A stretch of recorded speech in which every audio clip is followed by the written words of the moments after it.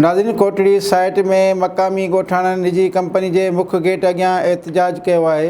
Kotri mill area के भरिसां लखी बलोच ॻोठ के रहवासियों हाईटेक एल मिल के मुख्य गेट अॻियां काठ की बिरादी और ज़हर आलूज़ सनी मिट्टी उडामण खिलाफ़ एहतजाज किया है। उन हवाले से पेश आहिनि संदन ही वीचार।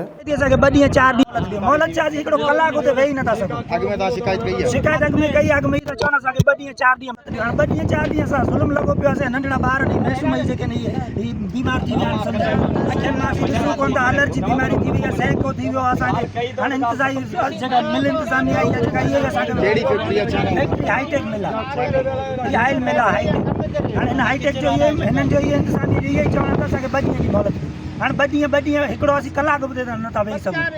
एलर्जी तक़रीबन 4-5 साल खां वठी असांखे तंग करे रही है।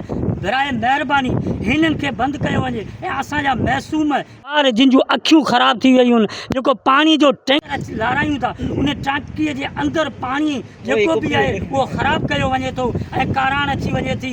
असां जेके ॻोठाणा जेके बि आहियूं उहे असां मुतालबो हिन मिल मां असांजी जान छॾाई वञे।